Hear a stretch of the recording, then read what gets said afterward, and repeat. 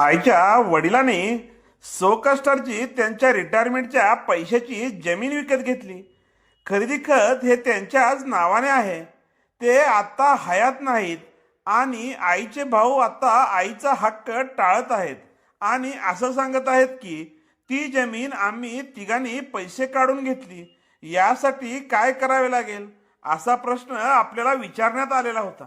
नमस्कार मित्रांनो, मी आपला वकील मित्र विशाल गावडे. चला तर मग कायद्याचं म्हणजेच तुमच्या फायद्याचं बोलूया.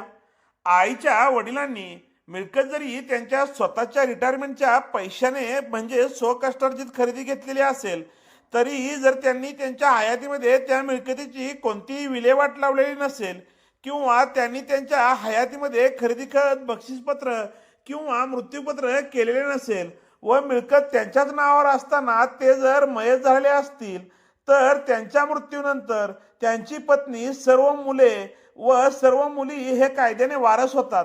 त्या सर्व वारसांना त्या मिळकतीमध्ये वारस हक्काने समान हिस्सा मिळतो. वरील प्रकरणामध्ये आईचे भाव हे त्या मिळकतीमध्ये आम्ही स्वतः घेतलेले आहे असे म्हणत असतील तरी सुद्धा आईचा हिस्सा रद्द होऊ शकत नाही.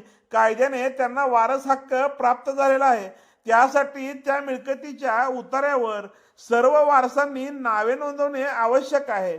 वारसांनी नावे नोंदवण्यासाठी संबंधित महसूल अधिकारी किंवा घरजागांच्या बाबतीमध्ये ग्रामपंचायत, नगरपालिका किंवा महानगरपालिकेकडे किंवा सिटी सर्वेकडे अर्ज व प्रतिज्ञापत्र द्यावे लागते व सर्व वारसांची नावे नोंदवावी लागतात.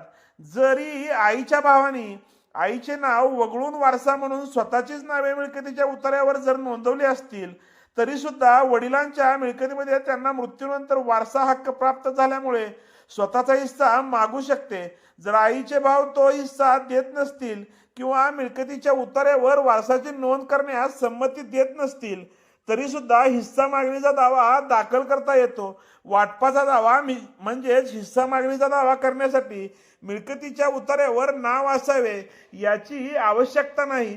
मिळकतीच्या उतार्यावर नाव असले किंवा नसले तरी सुद्धा आपण आपला हिस्सा वाटप करून मागू शकतो. अशा प्रकारच्या वाटपाचा दावा दाखल करण्यासाठी ती मिळकत मूळ ज्या व्यक्तीच्या नावे होती तेव्हापासूनचे सातबाऱ्याचे उतारे व त्या व्यक्तीला ती मिळकत कशी आली याबाबतचे फेरफारचे उतारे आवश्यक असतात. ती मिळकत ज्या तालुक्याच्या ठिकाणी आहे त्या तालुक्याच्या ठिकाणचे सिव्हिल ज्युनियर डिव्हिजन यांच्या न्यायालयामध्ये वाटपाचा दावा दाखल करता येतो व आपला हिस्सा मिळवता येतो. एकदा कायद्याने प्राप्त झालेला हिस्सा व हक्क हे आपण स्वतः सोडून दिल्याशिवाय किंवा तो कोणत्याही रजिस्टर दस्ताने किंवा माननीय न्यायालयामध्ये अन्य दुसऱ्या व्यक्तीला ट्रान्सफर केल्याशिवाय ते हक्क व हिस्से संपुष्टात येत नाहीत.